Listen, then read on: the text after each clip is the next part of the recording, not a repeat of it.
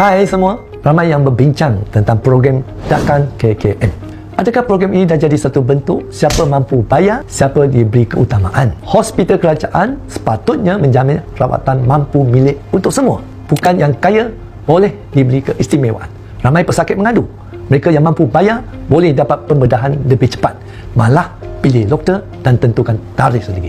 Tapi pesakit biasa, terutamanya golongan B40, mereka terpaksa tunggu lebih lama. Doktor, jururawat, ubat dan katil hospital semuanya semua awam. Apabila doktor hospital kerajaan perlu diluangkan lebih masa untuk pesakit berbayar, bermakna pesakit biasa perlu tunggu lebih lama. Berapa ramai lagi belum menanggung kesakitan, perlu tunggu sampai terlambat. Baru kita sedar sistem ini tak adil.